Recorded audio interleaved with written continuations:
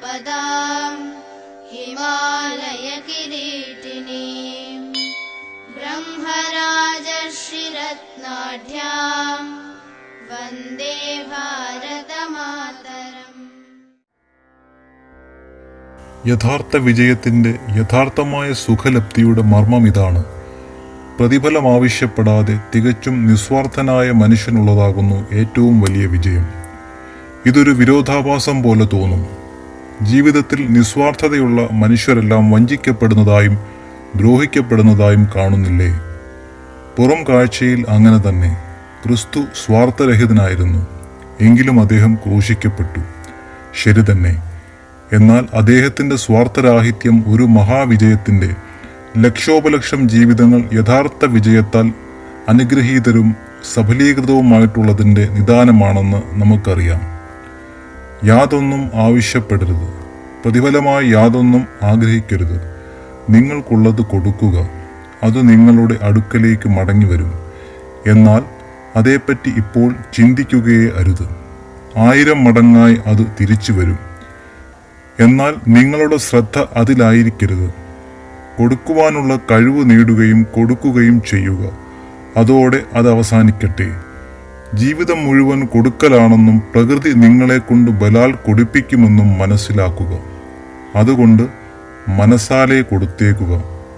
നേരത്തെയോ താമസിച്ചോ എല്ലാം നിങ്ങൾക്ക് ഉപേക്ഷിക്കേണ്ടി വരും. സ്വരൂപിച്ചു കൂട്ടുവാനായി നിങ്ങൾ ജീവിതം കൈക്കൊള്ളുന്നു. ഇറുകിയ മുഷ്ടിയോടെ നിങ്ങൾ പിടിച്ചടക്കുവാൻ ആഗ്രഹിക്കുന്നു. എന്നാൽ പ്രകൃതി നിങ്ങളുടെ കഴുത്തിനു ഞെക്കിപ്പിടിച്ച് നിങ്ങളുടെ മുഷ്ടി വിടർത്തുന്നു. ഇഷ്ടമുണ്ടെങ്കിലും ഇല്ലെങ്കിലും നിങ്ങൾ കൊടുത്തേ മതിയാകൂ. ഞാൻ കൊടുക്കില്ല എന്ന് പറയുന്ന നിമിഷത്തിൽ നിങ്ങളുടെ മുതുകത്ത് അടി വീഴുന്നു, നിങ്ങൾക്ക് മുറിവേൽക്കുന്നു. ഒടുവിൽ സകലതും ഉപേക്ഷിക്കുവാൻ നിർബന്ധിതരാകാത്ത ആരുമില്ല. മനുഷ്യൻ ഈ നിയമത്തിനെതിരെ എത്രമാത്രം പ്രവർത്തിക്കുന്നുവോ അത്രമാത്രം അയാൾക്ക് ദുഃഖാനുഭവം വർദ്ധിക്കുന്നു. ഉപേക്ഷിക്കാനുള്ള ധൈര്യമില്ലായ്മയാണ് പ്രകൃതിയുടെ ഈ ഉന്നതമായ അവകാശവാദത്തിന് വഴങ്ങിക്കൊടുക്കുവാൻ വേണ്ടത്ര ആത്മാർപ്പണ ബുദ്ധിയില്ലാത്തതാണ് നമ്മുടെ ദുഃഖാനുഭവങ്ങളുടെ ഹേതു. കാടുപോയി, പക്ഷേ പകരം നമുക്ക് വിറക് കിട്ടുന്നു.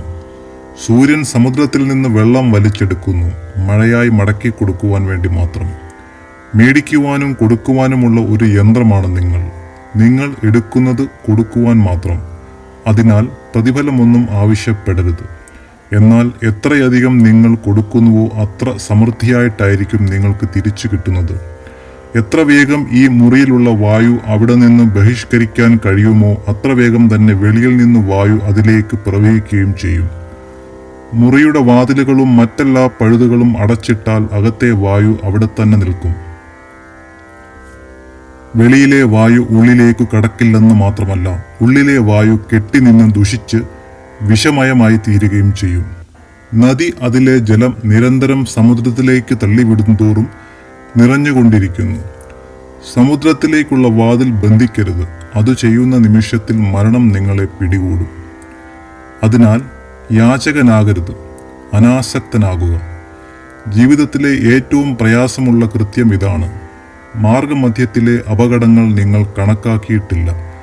പ്രയാസങ്ങളെക്കുറിച്ച് ബുദ്ധി കൊണ്ട് ഓർത്തറിഞ്ഞാലും അനുഭവത്തിൽ വരുന്നതുവരെ നാം അവയെ യഥാർത്ഥത്തിൽ അറിയുന്നില്ല. ഒരു ഉദ്യാനത്തിൻ്റെ സാമാന്യ വീക്ഷണം അകലെ നിന്നാലും കിട്ടും. പക്ഷേ അതുകൊണ്ട് മാത്രമായോ? നാം അതിനെ ആസ്വദിക്കുന്നതും യഥാർത്ഥത്തിൽ അറിയുന്നതും അതിനുള്ളിൽ കടക്കുമ്പോഴാണ്. നമ്മുടെ ഓരോ ശ്രമവും പരാജയപ്പെട്ടാലും പരുക്കുകളേറ്റ് രക്തമൊഴുകിയാലും ചീന്തി കീറിപ്പെടുന്നതായി തോന്നിയാലും ഏതവസ്ഥയിലും നമ്മുടെ ഹൃദയധൈര്യം കൈവിടാതെ കാക്കേണ്ടിയിരിക്കുന്നു.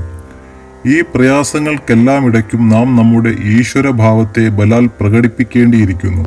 പ്രകൃതി നമ്മെ പ്രതികാരത്തിന് പ്രേരിപ്പിക്കും. അടിക്ക് അടിയും ചതിക്ക് ചതിയും കളവിന് കളവും പ്രയോഗിക്കാൻ നമുക്കുള്ള സർവശക്തിയും ഉപയോഗിച്ച് തിരിച്ചടിക്കാൻ നമ്മോട് ആവശ്യപ്പെടും. അപ്പോൾ തിരിച്ചടിക്കാതിരിക്കാൻ ആത്മനിയന്ത്രണം പാലിക്കാൻ അനാസക്തനായിരിക്കാൻ ദേവാതീതമായ ഒരു ശക്തി നമുക്ക് ആവശ്യമുണ്ട്.